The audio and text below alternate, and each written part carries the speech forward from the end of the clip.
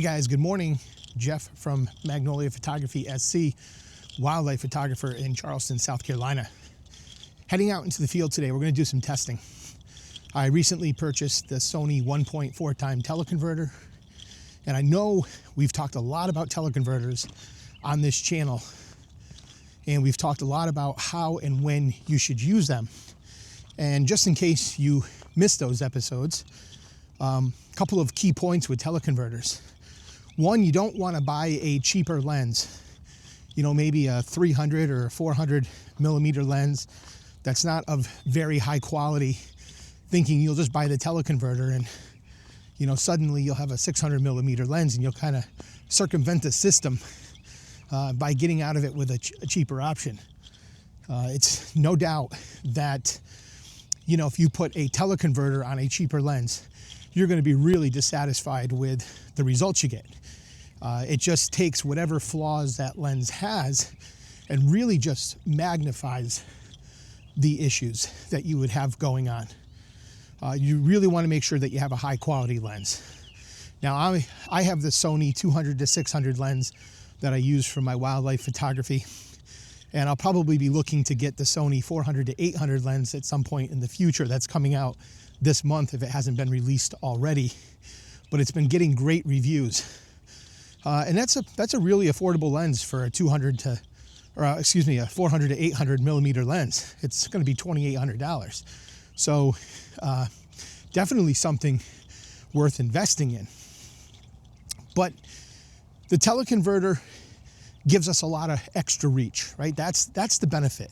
So that 1.4 time teleconverter on my 600 millimeter lens is going to give me 840 millimeters worth of reach, and you gotta love that. But the other thing that we need to consider is that the 1.4 times teleconverter also is going to affect your aperture, and you have to apply that to your aperture as well. So if I'm shooting at 600 millimeters, which I often am, I have to take my fastest aperture at 600 millimeters, and with that lens it's a 6.3. Well, when we times that by 1.4, we now have an f9, an aperture of f9 would be our fastest. So teleconverters, I'm out right now, the sun is just coming up, by the way. Right now is not the best time to be using a teleconverter, but we're gonna use this anyway for our testing right now because the sun will be coming up in just a few moments.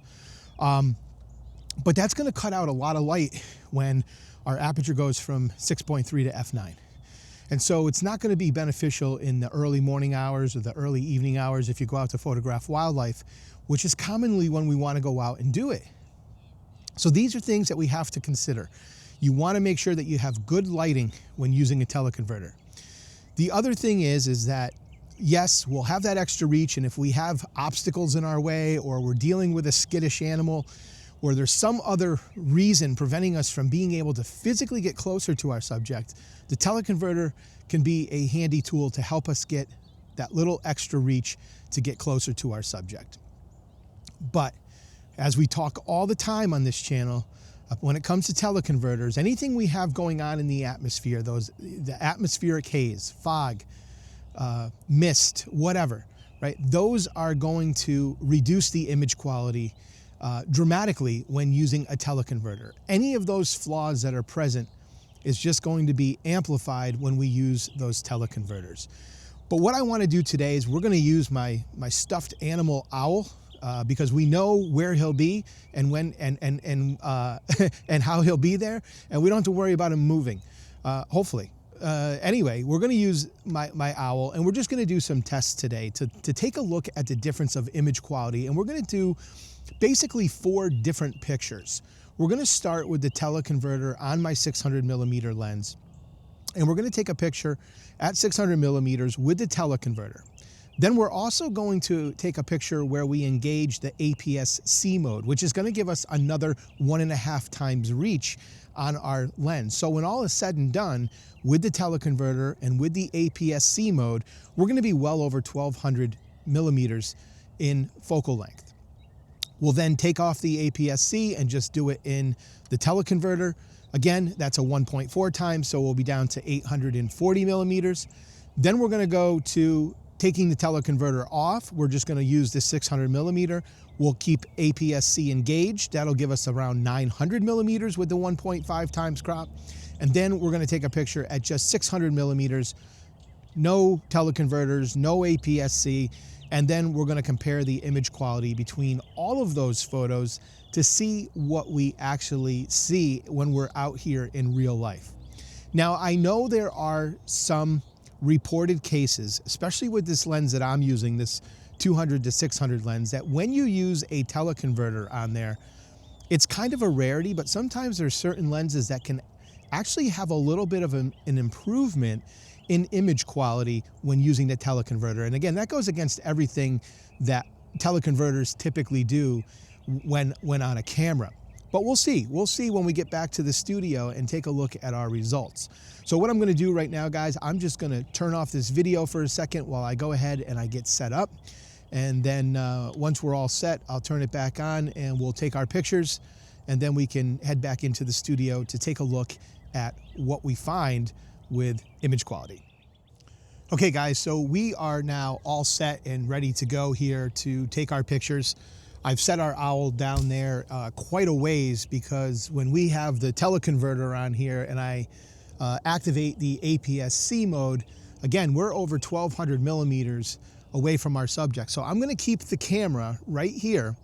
And what I'm going to do is, obviously I'm going to have to change the settings, because I'm going to try to get a 0 on our light meter to give us that balanced exposure.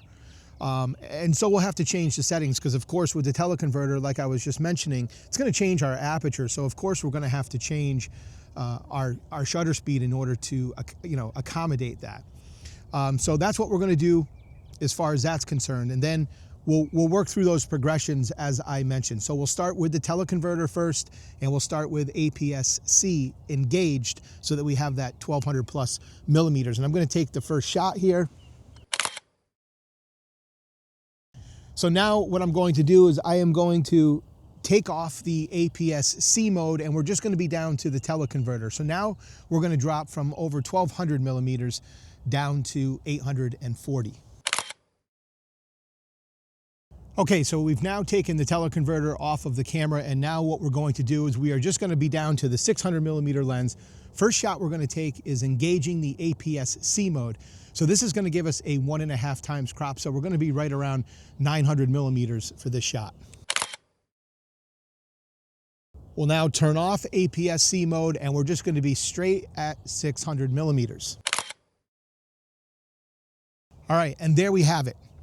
So what we're going to do now, guys, again, we're going to take these back into our photo editing program, which is going to be DxO Photolab 8. And what I'm going to do here is I am going to level out the brightness of all of the photos so that the exposures all look pretty much the same. There's going to be some slight differences due to the focal length and different things going on out here. So we'll brighten those out to even them out, just so we're looking at a very similar image. And then I'm going to apply the DxO noise reduction to all of the photos, but we're not going to do any more editing than that. And I just want to apply the noise reduction so that we can kind of get a little better feel for what the images are going to look like from a quality standpoint. And then we'll do some different testing and different evaluations of the photos once we get them in there. But this will be a good start, and we can check out and see what kind of differences exist in the image quality. And should you just avoid a teleconverter altogether, or should you consider using one? We're gonna figure all that out once we take a look at these images. So I'll meet you back in the studio. Hey guys, welcome back into the studio. We are now going to dive in and take a look at the photos that we shot out in the field today, so that we can get a real good idea of what kind of image quality we have when we start kind of going through those different techniques for capturing photos, right? Using the teleconverter, maybe engaging APS-C mode on your camera. So we're going to take a look at all that so we can kind of boil it down and see what happens to our images as we use these different techniques. Now, I was pretty surprised by the results in some regards, and in others, it was kind of what I anticipated. So I want to talk about this and go through the photos and really compare them so we can get a good understanding of what's happening here. But I want to stress one point. This morning, when we were capturing these images, I think it's important to realize that the overall conditions were pretty decent. They were really pretty decent, and we controlled the environment as much as possible. For instance, we were on a tripod, right? And we were photographing with a certain amount of light, and having that tripod allowed me a little bit more flexibility than we would have probably in real life if we were out just doing wildlife photography. We know that putting the teleconverter on there, as we were discussing earlier, changed my aperture, right? Gave me an f9 aperture as my fastest aperture. So that really cut out a lot of light for me. But because I was on a tripod, I was able to adjust my shutter speed and get to a good setting to give me a nice balanced exposure. Depending on how you're photographing in wildlife at that same time of day will be dependent on what you can do with your shutter speed and aperture, of course. But given the fact that we were out there in the early morning, the mornings here are still kind of cool, and it's not completely unheard of to have some fog in the air. But I would say that it's a fair thing to say that we had pretty good overall environmental conditions this morning. There was no obvious fog or haze in the air. Now, of course, we know there's always something in the air, right? That's just the way it goes. But there was nothing extreme or nothing noticeable. And so I think overall, our environmental conditions were pretty solid. And I think that's important because we are going to see as we go through this, how having certain features on or off, or, you know, whether it's a piece of hardware or whether it's the internal zooming, right? The digital zooming through APS-C mode. We're going to see how these things impact image quality. And when we get to those situations where the environment isn't as kind as it was to us this morning, keep in mind that any imperfections that we have, any flaws that we have are going to be magnified in those less than ideal conditions. So I just want to stress that as we're going through here, because one of the things that surprised me, and I'll kind of give you this up front, was how good the image quality was with all of the photos. And I think what we're going to find as we go through this is that there are slight differences in image quality, not as much as I would have expected. And that's what surprised me. Now, what came out to be the best photo and worst photo of the bunch didn't really surprise me. But let's jump into DxO and take a closer look. Okay, guys, welcome into DxO Photolab 8.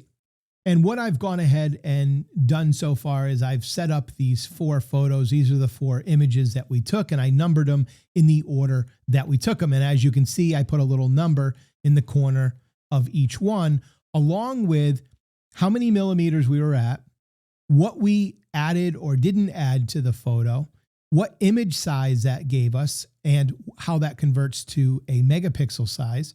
And then I also provided the overall focal length of each image. So in the top left-hand corner, that was our first picture, right? We were at 600 millimeters on our lens with the 1.4 time teleconverter and the 1.5 APS-C mode engaged. That gives us a 21 megapixel image. It always will give us a 21 megapixel image on my camera when the APS-C mode is switched on. And then with those two things combined, we got a total of 1260 millimeters. So we got a ton of reach. In photo number 2, we switched off APS-C mode and just used the teleconverter. That dropped us down to 840 millimeters on the focal length, but it increased the overall image size and gave us a 49.8 megapixel image. Now you might be thinking, yeah, but you have the Sony A1. Isn't that a 50.1 megapixel? Well, it is, but bear in mind that I do shoot in a raw compressed format. So that will give me a slightly reduced file size. We go down to the third image here on the bottom left-hand corner. Well, now we've taken off the teleconverter and we just engaged the APS-C mode on the camera, which gives us 900 millimeters. So a little bit more than the teleconverter.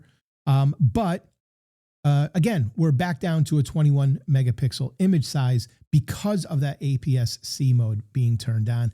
And of course, the last image was no teleconverter, no APS-C mode, and we just shot it at 600 millimeters on the lens. So let's jump in now and take a look at these images. So we're going to start with image number 1. And just quickly before we do that, I'll just let you know what I did down here. The images with the red marks are the original images. Those are the original images in which I adjusted the exposure just so that we could have brightness levels be consistent across the images. And I took the yellow images, and what I did is the first one is the 1260 millimeter. That stayed as is, no cropping whatsoever. The other photos were all cropped so that they're giving us an apparent field of view that matches the first image at 1260 millimeters, right? This is going to be a real life scenario. So that's essentially what's happening. I also want you to take notice too quickly, right? Part of this, this diagram that we have up here is also to kind of give you some relation as to what the subject looks like at certain focal lengths. So we can see in 600 millimeters, we are way back compared to the 1260 millimeters. So going to that 1260 definitely brings us in quite a bit. Even 840 millimeters brings us in significantly. And of course, 900 millimeters does the same thing. But I just think it's worth noting that as we take a look at this particular screen. All right, so let's go to image number 1. And you're going to see that I put numbers in the corners of the images so that we can also keep track of them as we go. Now, what we're going to do is we're going to set this as our reference image. And then I'm going to click on image number 2 because we want to compare that to image number 1. And we can see a 1 here and a 2 here. We're just going to zoom in now on these images and get them to a size that is roughly the same here, just so we can do a little comparison. And I'll zoom in a little bit more on each one. All right, I mean, that's relatively close, right? Pretty much as close as we're going to get it. So if I'm looking at these two images, number 1 on the left again with the teleconverter and APS-C, number 2 on the right is just with the teleconverter. If I had to look at these and kind of compare the images and say which one's better, this one is really difficult. And I've kind of gone through these and looked at these before we started today's show, before I'm doing this portion of the show anyway. So I just wanted to have an idea of what was going on as we go through these. But I kind of feel like these are very, very similar, but I do want to kind of give the edge to the image on the right. I feel like there is just a smidge more sharpness coming from that particular image, a smidge more sharpness and a smidge more contrast. And overall, it's pretty darn close though, but I would edge it out to the one on the right. Now, I don't know, how much of this will be lost in the video as you guys are looking at this. Things are just a little bit more apparent in real life, but hopefully this is translating through. So let's zoom out and we're going to change picture 2 now to picture 3 on the right, and we'll take a look at those. And if we need any reminders, I made this little cheat sheet over here, which is just another copy of that picture in DxO. But we're going to be comparing one here with the teleconverter and APS-C to just APS-C now. And let's take a look at that. So if we zoom in, what do we got here? Teleconverter on the left, APS-C on the right. And I can tell instantly, this is an easy one in my opinion, but instantly tell that photo 3, the one on the right, is definitely sharper than image number 1 on the left. You can see it in that. I look at this, what really caught my eye as I was going through this, and I'll kind of share this with you, was the right eye. The little black spots on the nose were kind of a good way to judge sharpness and contrast and those types of things. And then this little fur patch right here, that's kind of messed up. You can kind of see a little bit of sharpness, a little bit more sharpness in the fur here. And I feel like the black parts that are kind of falling within those spots have a little bit more richness as far as the black goes. So I feel like there's a little bit more contrast in the fur area. And so this right eye definitely looks sharper to me. And if we look at these black marks on the nose, they just tend to be more black as an overall feel. So there's no doubt to me that from picture 1 to picture 3 has gotten noticeably better.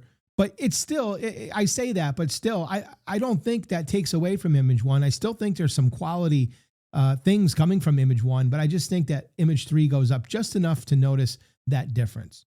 So let's zoom out and we'll go to image number 4 here. And of course, now we're just looking at the 600 millimeters without any teleconverter or any APS-C mode, right? So we'll see what we get from these two images, and we'll just get those to be roughly the same. And once again, I feel kind of the same thing as picture 1 to picture 3. 3 was easily better, right? You could easily tell. And I think you can tell the same thing here. The image taken at 600 millimeters with no APS-C and no teleconverter, definitely sharper. Definitely sharper. I can definitely see this right eye being sharper. I can see the nose here.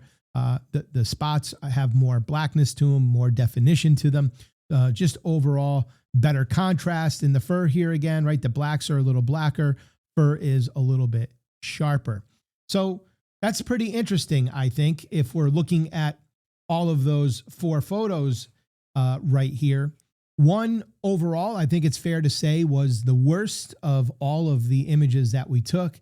And I think 4 is the best overall image of the ones that we took, reviewing it as we did. So that's our starting point. So I think 1 being the worst, we're going to discard that. And what we're going to do now is we're going to make image number 2 our reference image, and then we'll compare that to image number 3. So let's go back and just remind ourselves of where we were here in the scheme of things. So image on the left is 600 with the teleconverter. Image on the right is 600 with APS-C mode. So let's see what we get when we look at that. So teleconverter left, APS-C mode on the right. And once again, image 3, the one on the right, is a better image. I can see that there's a little bit more detail coming from that image. The right eye is definitely sharper. The nose marks are definitely sharper. The yellow is a little bit more vibrant. And yeah, I think the fur, again, has a little bit more sharpness, and there's a little bit more contrast still going on in that fur. So 3 would edge out 2 at this point. But let's take a look at image 2 and image 4. So image 2, again, with the teleconverter. In image 4, just straight up camera, no teleconverter or APS-C mode. So let's see what we got here. And yeah, no doubt, I can see a difference in sharpness in both eyes pretty distinctly right here. And the nose has more sharpness and contrast, and the fur, again, more sharpness and contrast there. So definitely C4 winning out over image 2 as well. So I'm going to zoom back out to that. And so again, when we go through these images, 1 got ruled out in the first round, 2's getting ruled out there. So now we're down to 3 and 4, and let's take a look at those. So I'll set image 3 as our reference image, and we'll pull up image 4, and we will zoom in now to these 2 images and see what we got going on. Okay, so these 2 images are much closer in image quality than well, you know what? We looked at the first images we looked at were image 1 and image 2, and it was first comparison that we made. And if you remember, they were pretty close in overall image quality. I find it really interesting that image 3 and image 4 are also very close in image quality. That is pretty interesting to me. But I think if I was looking at this one, again, this is really splitting hairs. And this is where I think it might be hard for you guys to pick up the differences through the video because they are so subtle. But image 4 is just an edge sharper than image 3. A little better contrast, a little better sharpness. It goes to image 4. So that is, for me, very, very interesting. I find that extremely interesting, to look at all those images. Image 1 is probably the worst, and image 4, I would say, is likely the best. But I do think, and this goes back to what I was saying at the beginning of the show, right? We have to keep in mind that we had really good conditions out in the atmosphere today. And any of these little imperfections that we're finding right now, if the atmospheric conditions weren't as favorable, those issues would be amplified a little bit more. They would be more visible to us. But given the situation, right, given the circumstances that we were in at the time that we were capturing these images, all in all, I think all of the images came out to be a higher quality than I expected, especially when using the teleconverter and the APS-C mode. I think based on what we have, we could take image 1, which again, I think was the least favorable image. And I think we could, through editing, I think we could make it look just as good as any of the other images that we looked at. We could increase the sharpness a little bit. We could bump up the contrast a little bit and maybe go a little higher with, boosting some of the colors in there. And I think all in all, yeah, we'd have to work a little harder to get it to that nicer looking image, but I think it's certainly doable. I think it's reasonable that we could get it there. So if you are in that situation where you really need to push the focal length by using a teleconverter, using an APS-C mode, I think if your conditions are pretty decent out, you can have some confidence in going that route. And yeah, expect to lose some image quality, but it may not hurt to, take a picture at the farthest focal length you can take. And then maybe if you're lucky enough for wildlife to cooperate, maybe take some lesser focal length images where maybe you can just get a little bit more detail from your images. So that is really interesting to me. Now, there is one last thing I think that we need to consider, and I'm going to bring back the little tool that I had here, which is just a bigger version of what we have in DxO. But I want to stretch this out a little bit. And the one thing that we really haven't talked about, we've talked about image quality, but what about the background blur? What about the bokeh, right? Background blur is definitely something that also changes as we look at these images. So we know that with the teleconverter on the camera, it changed our f-stop, right? We talked about that when we were out in the field. It went from 6.3 to f9. But look at what happens to the background blur when we really increase that focal length. If we look at the first image in the top left here, what I want you to really focus on is this tree that's right back here in the middle of the frame behind these flowers, right? If we kind of go to each of these images, we're going to see that tree. There's no doubt, as we look at these 4 images, there is more blur on this tree than any other image. And that is because we have 1260 millimeters of focal length. Even though we're at f9, the focal length is so much that we're really getting a lot more blur from our setup. We go to image 2, we're now dropping back to 840 millimeters, right? Because we took off that APS-C mode and we're just dealing with the 1.4 time crop from that teleconverter. Hey, we still have respectable background blur here, right? But we can tell it's not as much. It's not as much as the 1260 millimeter shot, but nonetheless, still doing pretty good. As we go down to the 900, this again is so close to the 840 that to tell a difference is really splitting hairs. It's really difficult here. Now, of course, if I really study this, I can see just a little bit of extra softness in the background blur coming from this bottom left here, image here in number 3. But that is to be expected with the slightly additional focal length.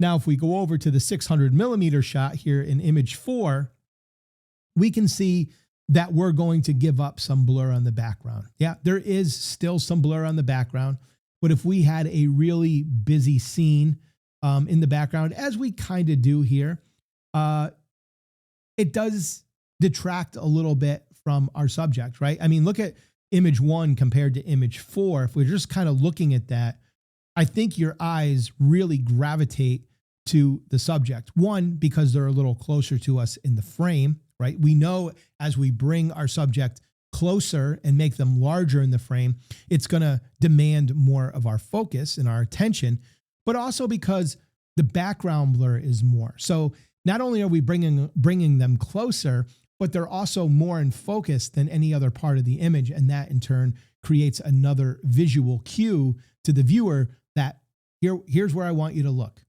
When we go down to the bottom right, yeah, we've got the bird. There is part of my eye that's drawn to it because it's so different than everything around it.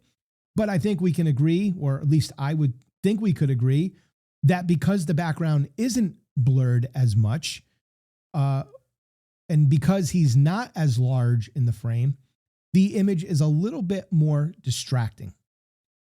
But there are things we can do, right, in post-production that can help kind of combat those issues. But guys, that's where we're going to leave this video. What I want to know from you is there anything about this test that surprised you? Anything about it? Was it the image quality? Was it the background blur? Anything that surprised you when it comes to these things? Let me know in the comments below. If it didn't surprise you, I would like to know that as well.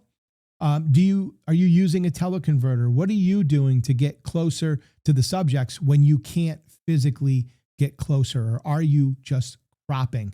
I think we've seen here today that cropping, right? Because we cropped in that 600 millimeter photo to have that apparent view of 1260.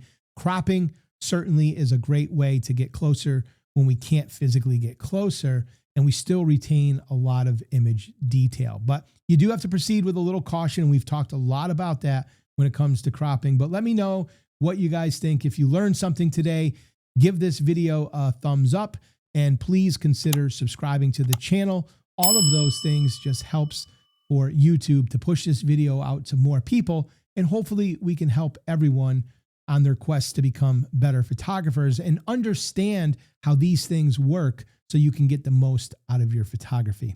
Guys, thank you so much for spending your time with me. I appreciate it very much. Hey, good luck with your wildlife photography, and I'll see you soon. Take care.